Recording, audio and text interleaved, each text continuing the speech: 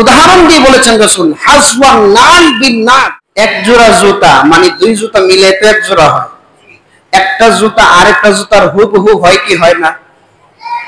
কথা বলে না, হয় কি হয় না?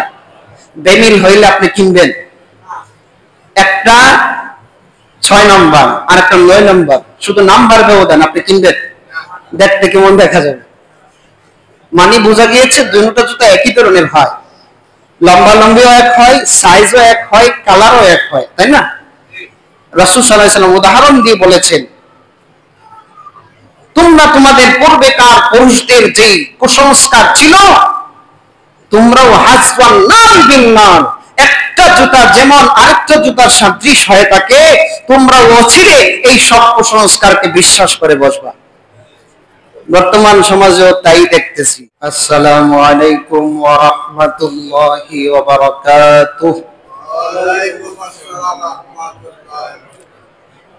আলহামদুলিল্লাহ, আলহামদুলিল্লাহি নাহমাদুহু ওয়া নাস্তাঈনুহু ওয়া নাস্তাগফিরুহু ونؤمن به ونتوكل عليه ونعوذ بالله من شرور أنفسنا ومن سيئات أعمالنا من يهده الله فلا مضل له ومن يضلله فلا هادي له ونشهد أن لا إله إلا الله وحده لا شريك له ونشهد أن سيدنا وسندنا وحبيبنا وحبيب ربنا ومولانا محمدا عبده ورسوله أرسل إلى الناس كافة بشيرا ونذيرا وداعيا إلى الله بإذنه وسراجا وقمرا منيرا أما بعد فقد قال الله تبارك وتعالى في كلامه المجيد والفرقانه الحميد أعوذ بالله من الشيطان الرجيم بسم الله الرحمن الرحيم فلما قضينا عليه الموت ما دلهم على موته إلا دابة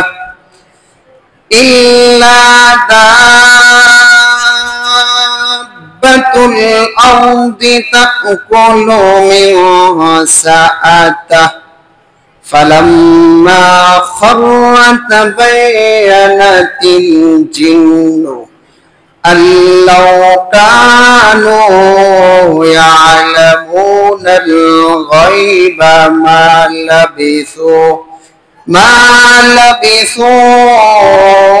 فِي الْعَذَابِ الْمُهِينِ. وقال النبي صلى الله عليه وسلم: من اقتسب شعبة من النجوم فقد اقتسب شعبة من السحر. وفي رواية: من اقتسب شعبة من النجوم فقد اقتسب شعبة من الكفر. رواه أحمد وأبو داود وفي مشكات. وقال النبي صلى الله عليه وسلم: لا عدوى ولا طيرة ولا هام ولا نوء في الإسلام. رواه البخاري ومسلم ومشكات. وقال النبي صلى الله عليه وسلم: والذي نفسي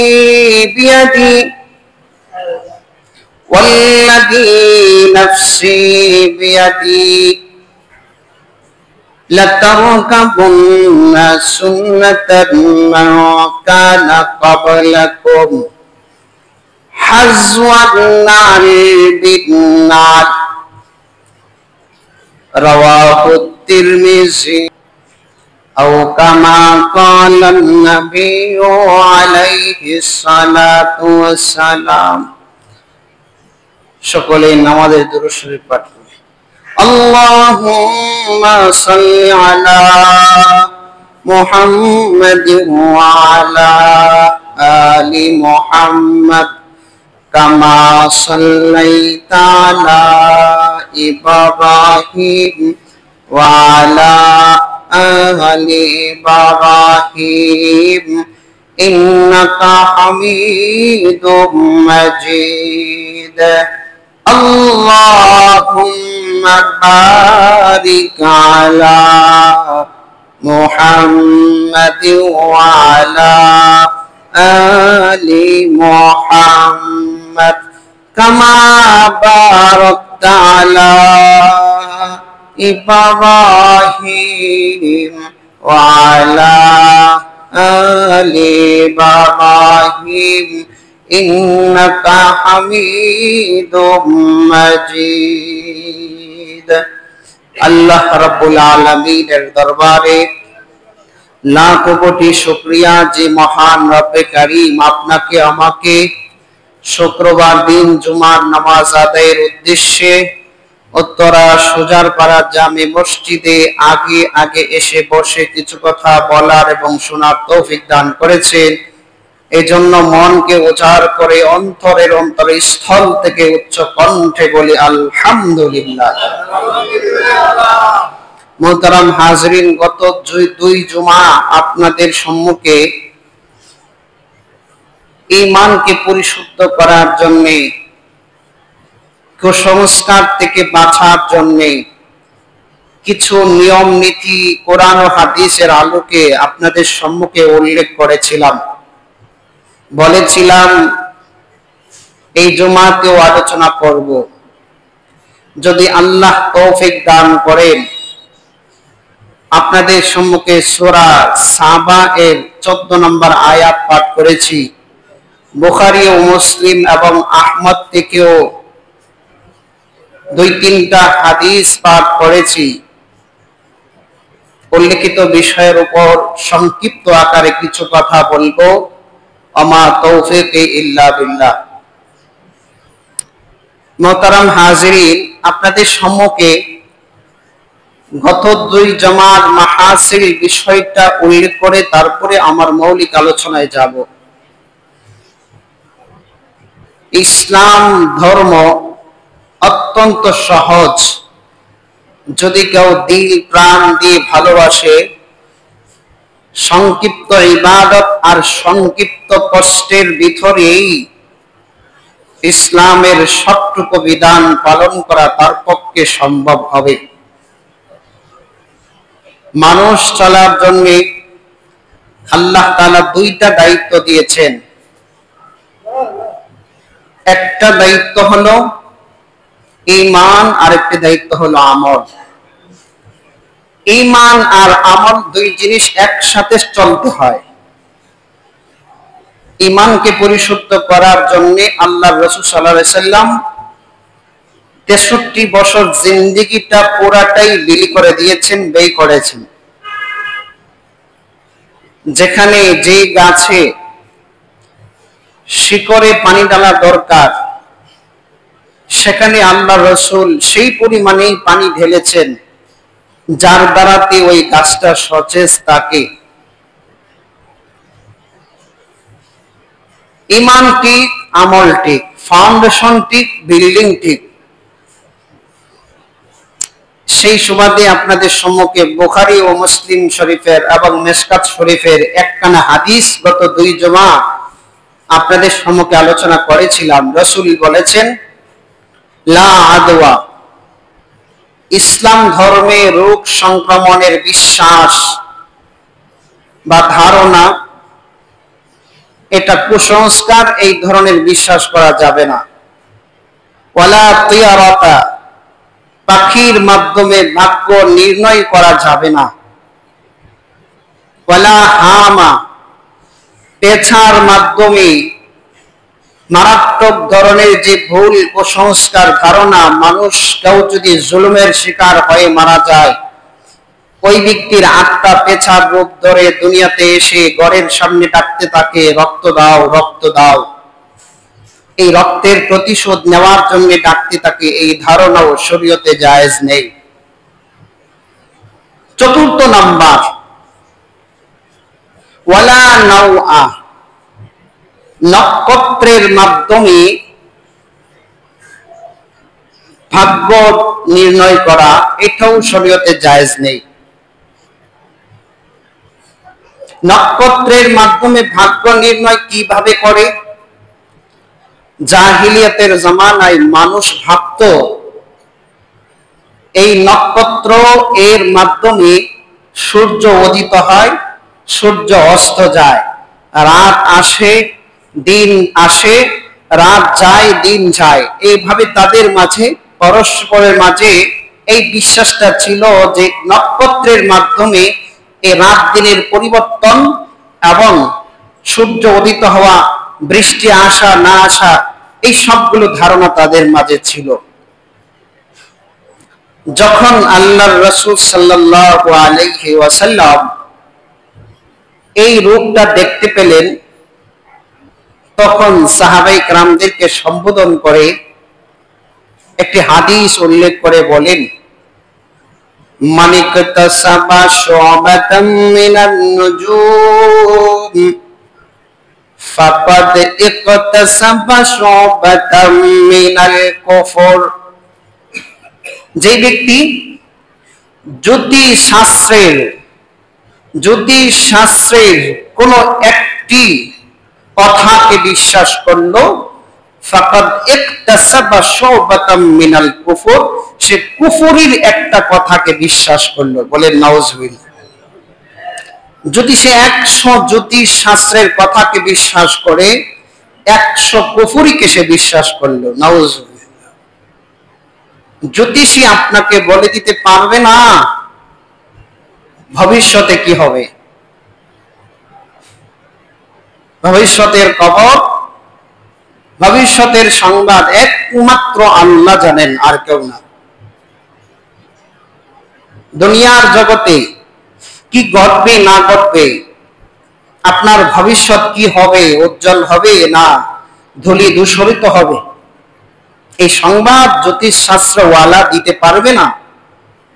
রাসূল নিষেধ করেছেন। হাত দেখা, হাতের দাগ দেখে, দাগ দেখা বলতেছে আপনার সামনে এখন একটা অ্যাক্সিডেন্ট হবে। দেখা বলতেছে আপনার এখন ছেলে হবে, আপনার এখন মেয়ে হবে। এই যে একটা ধারণা, এই হাতের দাগ দেখে কোনো মানুষ, কোনো বান্দার পক্ষে ভবিষ্যতে কি হবে এই জিনিস ধার্য করা সম্ভব হবে না। যদি আমি আপনাদের সমযোগী কোনো উদাহরণ দিয়ে থাকি, আর ওই উদাহরণটা কোরআন হাদিসের আলোকে, কোরআন সুন্নাহ ইজমা কিয়াস, আবার বলছি কোরআন সুন্নাহ ইজমা কিয়াস, চার দলিলের ভিত্তিতে যদি আমি ছোট মানুষও হয়, আমার বাপ, আপনি যদি বুঝেন যে আমি কোরআনের ভিতর থেকে যুগোপযোগী কোন কুসংস্কার এই কোরআনের ভিত্তিতে, হাদিসের ভিত্তিতে, ইজমাই উম্মাহ এর পরামর্শের ভিত্তিতে, কিয়াসের ভিত্তিতে দলিল দিয়া থাকি, আমি কে আমার দিকে ছায়েন না, আমি অদম, আমি নালায়েক। কিন্তু কোরআন হাদিসের কথার উপর ভিত্তি করে যদি আপনার এই মতামতটা সঠিক হয়, মানতে কোনো অসুবিধা হবে? জোরে বলতে হবে, মানতে অসুবিধা হবে? আপনি যখন দেখবেন যে এটা কোরআনের ভিতরে, হাদিসের ভিতরে বলছি, আপনি নিজেকে নিজে প্রশ্ন করুন, আমার বাপ যদি এটা করে থাকে, আমার দাদাও যদি এটা করে থাকে, আল্লাহকে অস্তিত্ব ছেড়ে দেন, আল্লাহকে অস্তিত্ব ছেড়ে দেন। আমার সেজু ভাই ছোটকালে একবার একটা ঘটনা বলছিল। ঢাকা শহরে এক ব্যক্তি হাত দেখে বলতে পারত তার সামনে কি হবে না হবে, মানুষ সিরিয়াল লোক। তো তার অবস্থা তো এমন যে এটা তো গায়েব জানা তো সম্ভব না। তার তো টার্গেট হলো চেহারার দিকে থাকাবে, অবস্থাটা দেখবি, জ্বরে বক মরে, ফকিরের কেরামতি বাড়ে। হ্যাঁ, জ্বর তুফান আসছে, আর আগে যখন থেকে আসতেছে তখন বলি আজকে বক মরবে, ঠিকই বক মরছে, জ্বর আসলে তো মরবে, এখন ফকিরের কেরামতি বাড়ছে। কিছু তো ধারণা এমন আজগবি ধারণা থাকে। 2 মাস যাবৎ বৃষ্টি আসে না, হঠাৎ আকাশটা মেঘলা, এখন সে বলতেছে আজকে বৃষ্টি হওয়ার সম্ভাবনা, পুরোপুরি বলে না আজকে বৃষ্টি হবে। যখন বৃষ্টি হয়েছে, হ্যাঁ ঠিক আছে, আমাদের হুজুর ঠিক আছে, ঠিক না? অসম্ভব, এই ব্যক্তি বলতে পারে না বৃষ্টি এখন হবে না না হবে, ও ধারণা। ও হাত দিকে বলতেছে তোমার এই সমস্যা সেই সমস্যা। নারী পুরুষ একসাথে সিরিয়াল দোষ। এক ভদ্রলোক গেছে, ওই কাতারে গিয়ে দাঁড়াইছে,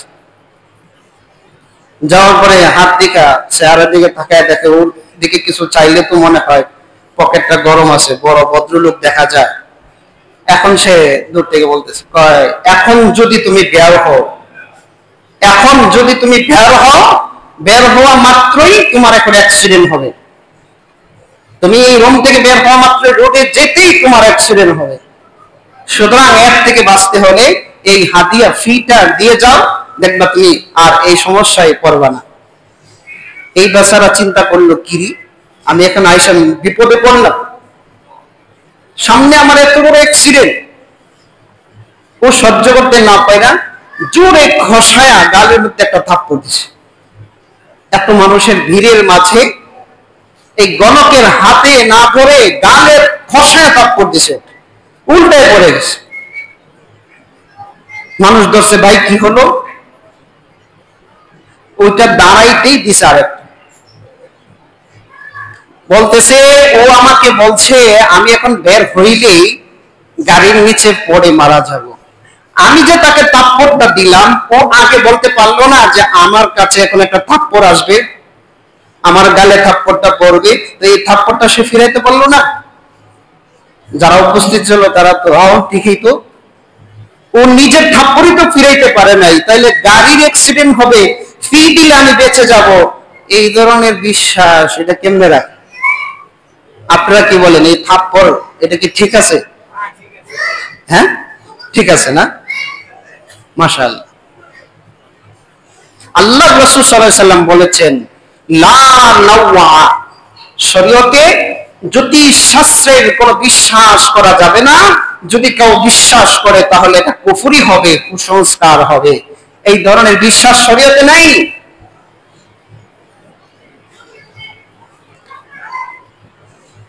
রাসূল সাল্লাল্লাহু আলাইহি ওয়াসাল্লাম এটাও বলেছেন, আমার পরে আমার উম্মতের মাঝে জাহিলিয়াতের জামানার যে নিয়ম নীতি বিশ্বাস ছিল, অতি দ্রুত আমার উম্মতেরাও এটা বিশ্বাস করবে, অতি দ্রুত এটা বিশ্বাস করবে। রাসূল নিজেকে নিজে মানে নিজের উপর নিজে কসম কায়া বলেছেন, কসম।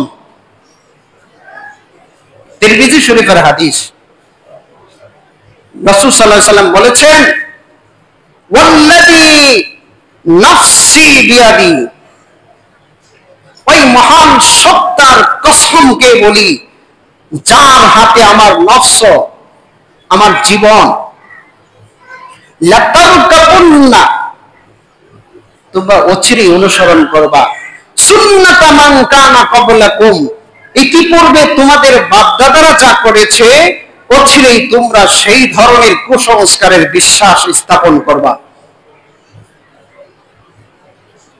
উদাহরণ দিয়ে বলেছেন রাসূল, হাসওয়ান নাল বিন নাক, এক জোড়া জুতা, জোড়া মানে দুইটা জুতা, তাই না? কথা শুনতেছেন সবাই? বলেন সুবহানাল্লাহ, আল্লাহু আকবার, লা ইলাহা ইল্লাল্লাহ। অন্য মনস্ক হয়েন না, কথাটা দিল দিয়ে শুনেন। এক জোড়া জুতা মানে দুই জুতা মিলে তো এক জোড়া হয়। একটা জুতা আরেকটা জুতার হুবহু হয় কি হয় না? কথা বলে না, হয় কি হয় না? বেমিল হইলে আপনি কিনবেন, একটা 6 নম্বর আর একটা 9 নম্বর, শুধু নাম্বার ব্যবধান, আপনি কিনবেন? দেখতে কেমন দেখা যাবে? মানে বোঝা গিয়েছে দুটো জুতা একই ধরনের হয়, লম্বা লম্বিও এক হয়, সাইজও এক হয়, কালারও এক হয়, তাই না? রাসূল সাল্লাল্লাহু আলাইহি ওয়াসাল্লাম উদাহরণ দিয়ে বলেছেন, তোমরা তোমাদের পূর্বেকার পুরুষদের যে কুসংস্কার ছিল, তোমরাও হাসওয়ান নাল বিন নাল, একটা জুতা যেমন আরেকটা জুতার সদৃশ হয়ে থাকে, তোমরা অচিরে এই সব কুসংস্কারকে বিশ্বাস করে বসবা। বর্তমান সমাজেও তাই দেখতেছি। রোগ সংক্রমণের প্রতি বিশ্বাস রাখে, ওর কাছে গেলে মনে হয় আমি রোগী হয়ে যাব, এমন ধরনের বিশ্বাস কিছু মানুষ রাখে কি রাখে না? মাশাআল্লাহ, জোরে বলেন, রাখে কি রাখে না? 2 নাম্বার, পাখির মাধ্যমে ভাগ্য নির্ণয় করে কি করে না? একটা কালভার্ট, ব্রিজ, ফুল অথবা সরকারি কোনো অনুদান বলেন, ব্যক্তিগত কোনো কাজ পরিকল্পনা নিলে বা উদ্বোধন করলে একটা কবুতর পাখি আকাশের দিকে ছেড়ে দেয় কি দেয় না? জোরে বলতে হবে, ছেড়ে দেয় কি দেয় না? ওহ মাশাআল্লাহ, এই পাখি জানে এটার জন্য কল্যাণ, এটা ছেড়ে দিলে তার জন্য কল্যাণ আসবে, জানে। আগের জমানার বিশ্বাস আর এখনকার বিশ্বাস মিলতেছে কি মিলে নাই? পেঁচা যদি বাড়ির সামনে ডাকে, গ্রামে যান গিয়ে দেখেন সবাই বলে, আরে পেঁচাটা বাড়ির সামনে ডাকতেছে, মনে হয় দাদা নানা বা কেউ মারা যাবে, মুরব্বীরা মরে যাবে। রাতের বেলা ভাত খায়া উচ্ছিষ্ট পানিটা বাইরে ছিটা দিয়ে ফালায় দেয় না, কই আমার দাদা নানা বা মুরব্বীদের আত্মা বাহিরে ঘুরে, এই জন্য রাতের বেলা ওই ছিটা পানিটা, উচ্ছিষ্ট পানিটা বাইরে ফেলায় না। ঝাড়ু দিয়া ঘরের অতিরিক্ত ময়লা গুলোকে রাতের বেলা বাইরে ফেলায় না, কই কেন? আত্মা কষ্ট পাবে। নাউজুবিল্লাহ, তাকে আসতে বলবে না জোরে? এই আত্মা কি ফিরে আসতে পারে ঘরের সামনে? কিরে বাবা, কথা বলেন না। এই বিশ্বাস রাখা যাবে? কত ঢাকা শহরের মানুষ ঘরের ভিতরে না বাইরে সারা রাত সুইপারের কাজ করতেছে, রাস্তার মধ্যে কাজই তাদের রাতের বেলা। কি হয়েছে? কয়জন সুইপার ঝাড়ু দেওয়ার কারণে মরে গেছে? মত করে গেলে পুরা ঢাকা শহরে শুধু সুইপারের লাশ রাস্তায় রাস্তায় পাওয়া যেত, পাওয়া যাইতো কি যাইতো না? জোরে বললে। এই বিশ্বাস রাখা যাবে? তো এই বিশ্বাস আমরা রাখতেছি, এখনো রাখা হচ্ছে। তো গণকের মাধ্যমে আমি ধারণা করছি এই হবে সেই হবে। একজন মানুষ জিন নামাইছে, জিন, তার উপর জিন আসর করছে, দৌড়ায় মানুষ যায় গিয়া জিনের কাছে বলে, আচ্ছা বলেন তো আমার এই কি হবে, অমুক অমুক ছেলেটা কোন জায়গায় আছে, হারায় গেছে। জিন কি গায়েব জানে? জোরে বলতে হবে, জিন কি গায়েব জানে? আপনারা কি জানেন জিন সম্পর্কে? জিন যে আল্লাহ তাআলা সৃষ্টি করেছেন, এটা যে আল্লাহর সৃষ্টি, এই বিশ্বাস আপনাদের আছে? কোরআনে আল্লাহ বলেছেন, সূরা নাযিল করে দিয়েছেন, আল্লাহর রাসূল শুধু মানুষের জন্য নবী নয়, জিন জাতির জন্য, কুল কায়নাতের সমস্ত সৃষ্টিজীবের জন্য রাসূল আমাদের নবী, সবার সেরা নবী। এই জিন জাতির প্রতি এই বিশ্বাস রাখা, জিন একটা নামাইছে, ওর কাছে দৌড়াইলে জিজ্ঞেস করে আমার ভবিষ্যৎ কি হবে, আমার এখন ছেলেটা হারায় গেছে, কোন মসজিদের দোতলায় পড়ে আছে। এখন জিন তো সব জায়গাতেই ঘোরাফেরা করতে পারে, ওই জিন যে কত জায়গায় ঘুরে না, ওই আন্দাজে জিন আইসা আপনাকে বলে দিল এই এতটুকু, এই কিন্তু জিন তো ভবিষ্যতের খবর দিতে পারবে না, ভবিষ্যতের খবর দিতে পারবে না। আমি জানি না সময়ের ভিতরে আমি একটা ঘটনা বলতে পারবো কিনা, তাহলে বিষয়টা আরো সহজ হবে। ওই দিকে আমি যেতে চাচ্ছিলাম না, তাও বুঝার জন্য। অনেকেই জিন দিয়া মারাত্মক ধরনের কুফরি করে ফেলে, জিন দিয়া মানুষের অনেক ঈমান আকীদা নষ্ট করে ফেলে। ও গায়েব জানে, ভবিষ্যৎ জানে, অথচ জিন জাতি গায়েব জানে না। এর একটি জ্বলন্ত উদাহরণ আল্লাহ কুরআনুল কারীমে দিয়েছেন, ওই আয়াতটাই আপনাদের সামনে পাঠ করেছি। তর্জমাটা পরে বলি, ঘটনাটা আগে বলি। হযরত সুলাইমান আলাইহিস সালাতু ওয়াস সালামের নাম শুনছেন সবাই? ওনার আব্বার নাম কি ছিল? দাউদ আলাইহিস সালাম। দাউদ আলাইহিস সালাতু ওয়াস সালাম, আমরা যে বর্তমান বাইতুল মুকাদ্দাস বলি, বাইতুল মাকদিস, এই বাইতুল মুকাদ্দাসের ভিত্তি স্থাপন করেছিলেন দাউদ আলাইহিস সালাম, আর কাজ সমাপ্ত করেছিলেন সুলাইমান আলাইহিস সালাম। হযরত সুলাইমান আলাইহিস সালাতু ওয়াস সালামের অধীনে আল্লাহ সমস্ত সৃষ্টিজীবকে বানিয়ে দিয়েছিলেন। মানব জাতি, জিন জাতি, যত প্রাণী আছে সমস্ত প্রাণীর কথা বুঝতে পারত, এবং বিশ্বের সমস্ত ক্ষমতাধর রাষ্ট্রনায়কদের উপরেও তার ক্ষমতা ছিল।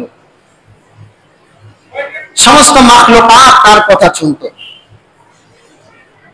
সুলাইমান আলাইহিস সালাতু ওয়াস সালাম বাবার রেখে যাওয়া এই বাইতুল মাকদিসের কাজ জিন জাতির মাধ্যমে সাগরের তলদেশ থেকে, বিভিন্ন জায়গা থেকে দামি দামি পাথর, বিভিন্ন জিনিস এনে ওই কাজটা কমপ্লিট করবেন। কাজ এখনো কমপ্লিট হতে 1 বছর বাকি। এমন সময় আল্লাহ তাআলা সুলাইমানের কাছে আজরাইলকে পাঠায়া দিয়া বললেন, চলে আসো। আজরাইল আলাইহিস সালাতু ওয়াস সালাম যখন সুলাইমান আলাইহিস সালাতু ওয়াস সালামের কাছে আসলেন, এসে বললেন, আল্লাহ তাআলা আমাকে অর্ডার করেছে আপনার জান কবজ করার জন্য। তখন সুলাইমান আলাইহিস সালাম আল্লাহর কাছে ফরিয়াদ করে বললেন, আল্লাহ, আমার বাবা রেখে যাওয়া কাজটা আমি চাচ্ছিলাম কমপ্লিট করতে, এখনো তো 1 বছর বাকি, আরো 1 বছর সময় লাগবে। আর জিন জাতি এমন এক টেরা জাতি, এরা তো উপস্থিত না থাকলে কাজ করবে না।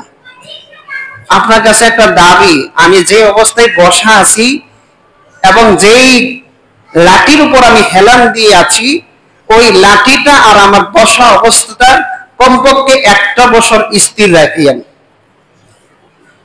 আল্লাহ তাআলা এই দাবিটা কবুল করলেন। সুবহানাল্লাহ। আল্লাহ তাআলা সুলাইমান আলাইহিস সালাতু ওয়াস সালামকে যেইভাবে লাঠির উপর ভর দিয়ে হেলান দিয়ে, তিনি তাফসীরের কিতাবে লেখা আছে, কেউ বলেছেন দাঁড়িয়ে, কেউ বলেছেন বসে, যেই মসনদের উপর তিনি হেলান দিয়েছিলেন, ওই হেলানকৃত সেই লাঠিটা 1 বছর পার হওয়ার পরে ওই পোকা আইসা ওই লাঠির কাষ্ঠটাকে নিচের একদিক দিয়ে খেয়ে ফেলছে। 1 বছর চলে যাওয়ার পরে লাঠি যে দিক দিয়ে ওই পোকা খেয়ে ফেলছে, ওই দিকটা ভেঙে সুলাইমান আলাইহিস সালাম নিচে পড়ে গেছে। সুলাইমান আলাইহিস সালাতু ওয়াস সালাম নিচে পড়ে যাওয়ার পরে এবার জিনদের খবর হয়েছে, আই হা সুলাইমান তো আজকে মারা যায় নাই, সুলাইমান তো ইন্তেকাল করেছে বহু আগে, আর না হয় এই ওই পোকা এটাকে খাইতে খাইতে তো কমপক্ষে 1 বছর সময় লাগে। এতটা দিন আমরা গাধার মতো খাটলাম। জাহিলিয়াতের জামানার মানুষগুলো বিশ্বাস করত জিন জাতি গায়েব জানে, এর মাধ্যমে বিভিন্ন কথা তারা জানতো, ভবিষ্যৎ কিছু বলতো, এবং জিনরাও এই ধারণা রাখতো যে আমরা গায়েব জানি। কিন্তু এই ঘটনার পরে জিনদেরও ভুল ধারণা, তারা যে ধারণা করত এই ধারণাটা বেঠিক, সঠিক না, এটা প্রমাণিত হলো। আল্লাহ রাব্বুল আলামিন এই কথাটুকু সূরা সাবা এর 14 নম্বর আয়াতে বলেন, ফালাম্মা কাদাইনা আলাইহিল মাউতা মা দাল্লাহুম আলা মাউতিহি ইল্লা দাব্বাতুল আরদ ফালাম্মা কাদাইনা আলাইহিল মাউতা। অতঃপর আমি আল্লাহ যখন সুলাইমান আলাইহিস সালামের উপর মৃত্যুকে বাস্তবায়ন করলাম, মা দাল্লাহুম আলা মাউতিহি ইল্লা দাব্বাতুল আরদ, সুলাইমান আলাইহিস সালাম যে ইন্তেকাল হয়ে গেল, ওই পোকা ছাড়া আর এই খবরটা কেউ জানতে পারল না। ওই পোকা ছাড়া আর এই খবর কেউ জানতে পারল না। ওই পোকাও কি জানে? আরে ওই পোকা তো জানে না, মানে ওই পোকা তার কাজ করে ফেলছে, খাওয়ার কাজ শেষ, তখন জানতে পেরেছে। তাকুলু মিন সাআতা, যেই ওই পোকাগুলো তার পিছনে ভর দেওয়া লাঠিটাকে খেয়ে ফেলেছে। মিন সাআতা শব্দের অর্থ হলো লাঠি। সুলাইমান আলাইহিস সালাম যেই লাঠির উপর ভর করেছে ওটা খেয়ে ফেলছে। ফালাম্মা খাররা, অতঃপর সুলাইমান আলাইহিস সালাম যখন পড়ে গেলেন, তাবায়্যানাতিল জিন্নু, তখন জিনরা বুঝতে পারলেন, সুস্পষ্ট হয়ে গেল যে আয় হায় সুলাইমান তো ইন্তেকাল করেছে।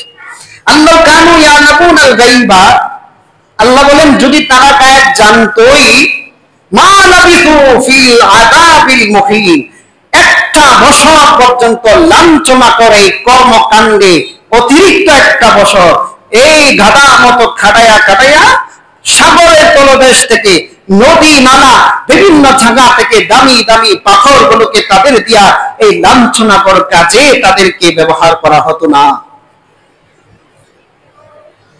1 বছর তারা অহেতুক খাটতো না। তাহলে বোঝা গেছে জিন মনে হয় গায়েব জানে। সজাগ আছেন? কথা বলেন না, জিন কি গায়েব জানে? হ্যাঁ, জিনের কাছে যাওয়া যাবে? জিনের কাছে গিয়ে ভবিষ্যৎ বলা যাবে? আমার ভবিষ্যৎ কি হবে? আল্লাহ পরিষ্কার বলে দিয়েছেন, না, জিন জাতি গায়েব জানে না। একমাত্র গায়েবের খবর আসমান আর জমিনের ভিতরে একমাত্র কে জানে? জোরে বলতে হবে, কে জানে? এই বিশ্বাস আমাদের ভিতরে নিয়ে আসতে হবে। জিন জাতি আপনার কোনো ক্ষতি করতে পারবে না। আপনি আশরাফুল মাখলুকাত। হুজুর, আমার ফ্যামিলির সমস্যা, আমার ঘরের সমস্যা, আমার মেয়ে ভয় পায়, আমার স্ত্রী ভয় পায়, আমার ঘরের কোনায় কি যেন ডাকে, বাহির থেকে তাল গাছের আগা থেকে কে যেন ডাকে, মাঝে মধ্যে ঢিলও মারে, এই করে সেই করে। আপনি বেশি না, 4 কুল এবং আয়াতুল কুরসি প্রতিদিন তেলাওয়াত করুন। 4 কুল পরে 3 বার করে পরে সমস্ত শরীরে রাসূল শিক্ষা দিয়েছেন, আপনি 3 বার পরে 3 বার করে পরে সমস্ত শরীর, সকালে এবং বিকালে, ফজরের পরে মাগরিবের পরে শরীরে হাতগুলো মুছে দেন। আপনার শরীর বান হয়ে গেল। আপনি পরের দিন সন্ধ্যা পর্যন্ত অথবা সন্ধ্যা থেকে পরের দিন সকাল পর্যন্ত সমস্ত জিন একত্রিত হইলেও আপনার একটা পশম পর্যন্ত ছিটতে পারবে না, কিচ্ছু করতে পারবে না। আয়াতুল কুরসি 5 ওয়াক্ত নামাজের পরে পরে অভ্যস্ত করে।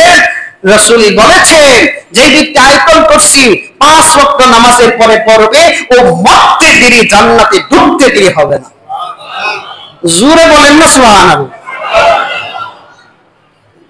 এই আয়াতুল কুরসি পড়ে।